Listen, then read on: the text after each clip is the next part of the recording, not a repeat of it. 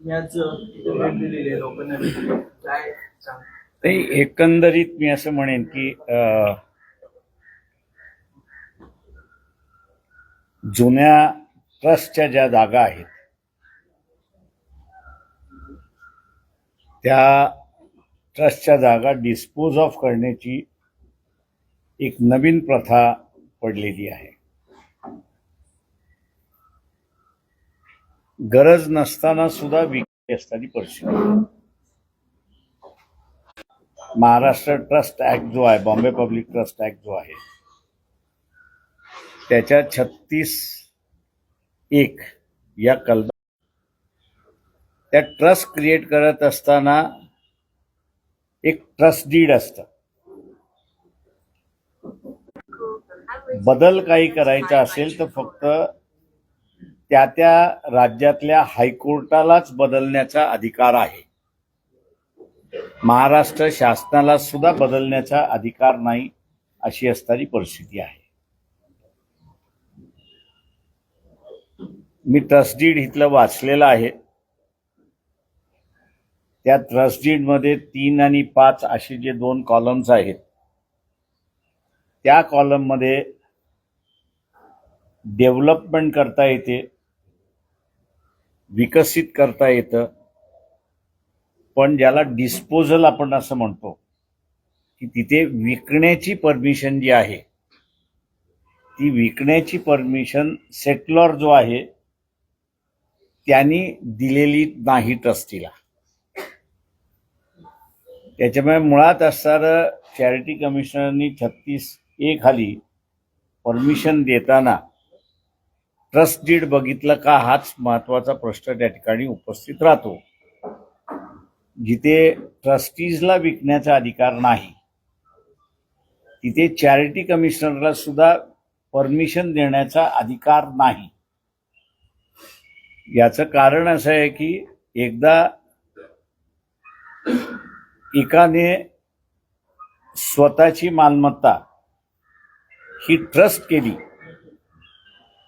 तर त्या कुटुंबाच्या हातातून ती सगळी प्रॉपर्टी निघून जाते. त्या कुटुंबाचं त्याच्यावरती वर्चस्व राहत नाही आणि ती सगळी प्रॉपर्टी मग असणारी शासनाची होते, ती शासनाच्या मालकीची होते, अशी असणारी परिस्थिती आहे. ती शासनाच्या मालकीची असल्यामुळे शासनाला सुद्धा बदल करण्याचा असणारा अधिकार नाही आणि म्हणून तो अधिकार बदल करण्याचा जो आहे तो हायकोर्टाला त्या ठिकाणी देण्यात आलेला आहे, जेणेकरून सेटल करण्यात आले. सेटलरनी जी प्रॉपर्टी पब्लिक म्हणून देण्यात आलेली आहे तिचं जसेच्या तसं स्वरूप जावं, अशी असणारी परिस्थिती आहे. त्याच्यामुळे असणारं चॅरिटी कमिशन पुढे उद्या हिअरिंग आहे.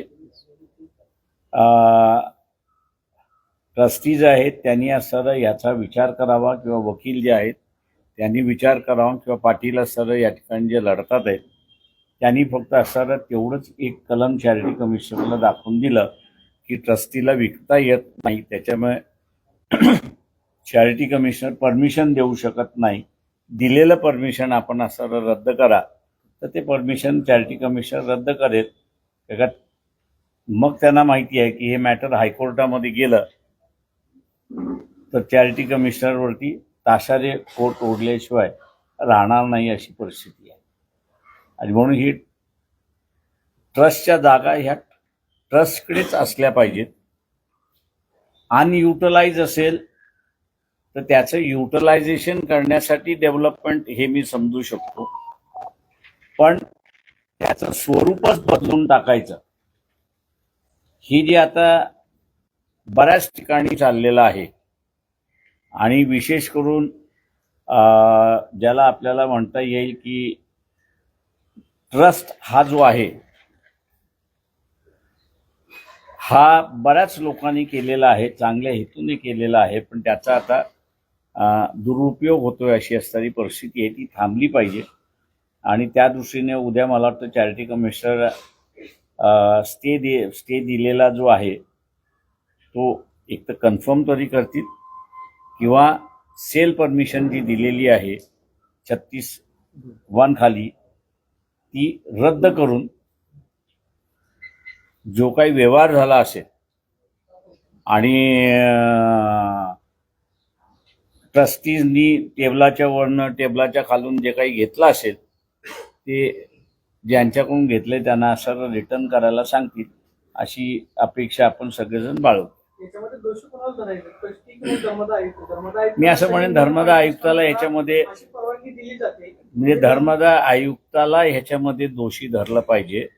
याचं कारण की ट्रस्टी हा काही मालक नाही, तर हा ट्रस्टी फक्त पूर्ण सगळ्या प्रॉपर्टी चॅरिटी कमिशनर बघू शकत नाही, म्हणून चॅरिटी कमिशनरच्या वतीने कोणीतरी सांभाळलं पाहिजे आणि ती सांभाळण्याची असणारी कल्पना ही हा आपल्या इथली असणारी ही सिस्टम नाही, तर ही ब्रिटिश सिस्टम आहे. म्हणजे ट्रस्टीशिपची ही जी कल्पना आहे ही ब्रिटिशांची कल्पना आहे आणि म्हणून त्यांनी असणारं जो कोणी ट्रस्टी करतो तो सरकारला ती प्रॉपर्टी देऊन जातो.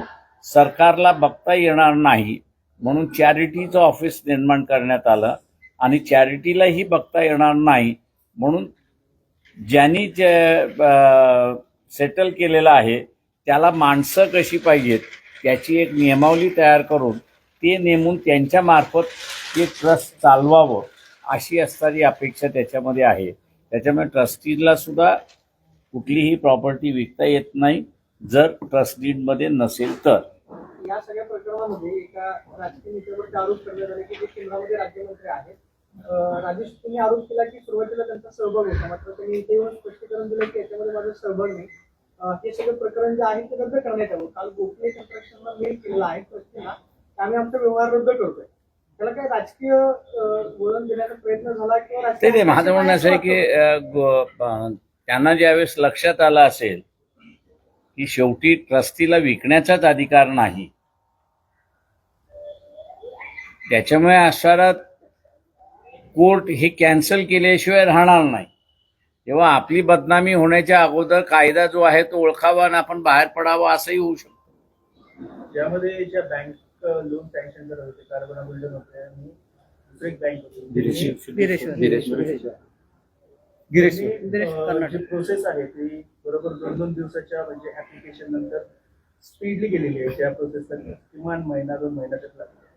याच्यामध्ये राजकीय हस्तक्षेप असल्याचं बोललं जात आहे आणि सगळ्या मागे दबावाखाली किंवा त्यांच्या फायद्यासाठी हे सगळं केलं जातं असं म्हणतात. ती मी असं म्हणेन की आता बुलढाणा अर्बन चांडक म्हणून जे आहेत पूर्ण बिझनेसमॅन आहे याची मला पूर्ण कल्पना आहे, मी ओळखतो त्यांना. त्याच्यामुळे असणारं मॉडेल कॉलनीसारख्या ठिकाणी असं प्रपोजल येणं आणि बँकेला त्याचा फायदा मिळत असेल तर जम्पिंग करायला चांडक मागे पुढे बघणार नाही त्याची मला पूर्ण कल्पना आहे आणि पॉलिटिकल प्रेशर खाली ते वागतील असं मला वाटत नाही. सर बरं या सगळ्यामध्ये विकासक म्हणलंय की जे 220 कोटी दिले होते ते परत पाणी दिले आणि एका मिलमध्ये देखील आता आपल्याला माहित नाही ना त्या कितीचा व्यवहार झालाय काय झालाय तो चॅरिटी कमिशनर बघेल ना. तर उद्या जर चॅरिटी कमिशनरनी तो स्टे कायम ठेवला तर याचेच ग्राउंड मुंबई हायकोर्टात मंच न्यायालयात ते कन्सिडर नाही माझ्या अंदाजानं एकदा तुम्हाला स्टे ग्रँट झालाय तर माझं म्हणणं असं हायकोर्टामधून विड्रॉ होणं हे गरजेचं आहे. याचं एक प्रकार एका कॉजसाठी तुम्ही 2 वेगवेगळ्या कोर्टामध्ये जाऊ शकत नाही. त्याच्यामुळे तिथे फेटाळून घेण्यापेक्षा किंवा त्यांनी रिजेक्ट करण्यापेक्षा ती विड्रॉ करून घेणं महत्वाचं आहे असं मी त्या ठिकाणी मानतोय. काय विड्रॉ करून घेतलं तर तुम्हाला ॲजिटेट करण्याचा अधिकार तुमचा तसाच राहतो. रिजेक्ट झालं तर पुन्हा त्या कोर्टात तुम्हाला जाता येणार नाही, तुम्हाला मग सुप्रीम कोर्टाशिवाय दुसरा मार्ग नाही. प्लॅनमध्ये मंदिर सुद्धा गायब करण्यात आलेलं आहे, बऱ्याच गोष्टी. त्याच्यासाठी चॅरिटी कमिशनरने काही लोक सुद्धा इथं पाहणीसाठी सर्वेक्षणासाठी पाठवलेले होते. हो ते मला सांगत होते की काल येऊन गेले त्यांनी नोंद करून घेतलंय. त्याच्यामुळे अशा एवढं ग्लेअरिंग हे असेल तर माझ्या अंदाजानं चॅरिटी कमिशनर ते दिलेली परमिशन रद्द करेल. आणि जर नाही झाली तर करण्याशिवाय दुसरा मार्गच नाहीये. त्याला आपण जर म्हणतो ना, कायद्यातून आता मार्गच शिल्लक राहिलेला नाही. जिथे सेटलरनीच मगाशी मी म्हटलं की विकायची नाही किंवा ट्रस्टी विकू शकत नाही, याच्यामध्ये बदल करायचा असेल तर स्टेट गव्हर्नमेंटला हायकोर्टामध्ये जावं लागेल आणि हायकोर्टाने परमिशन दिली बदल करण्याची तरच तुम्हाला बदल करता येतो, नाही तर नाही. म्हणजे या सगळ्यांच्याच आर्थिक फायद्यासाठी हे सगळं सर्कल आपलं पाहायला मिळतं. मुख्यमंत्री सुद्धा जाईल त्यांनी असं हे केलं तर. हे डिपार्टमेंट मुख्यमंत्र्यांच्या अंडरच येतं. नाही, ते मुख्यमंत्र्यांच्या अंडर येत नाही. हीच ती मुख्यमंत्री आहेत आणि ह्या सगळ्या प्रॉपर्टी ज्या आहेत या मुख्यमंत्र्यांच्या कंट्रोलमध्ये आहेत.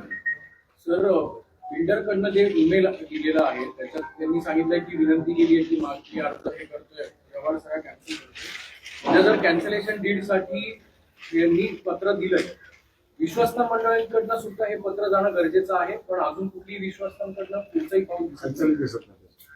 नाही, असे घेणाऱ्यांनी ज्यावेळेस सांगितलं की मी विड्रॉ झालेलो आहे आणि ईमेल आता असताना ग्राह्य धरल्या जातात कायद्यामध्ये, ते लिगल डॉक्युमेंट होऊन जातं. त्याच्यामुळे असणारं ट्रस्टीजनी विड्रॉ करो न करो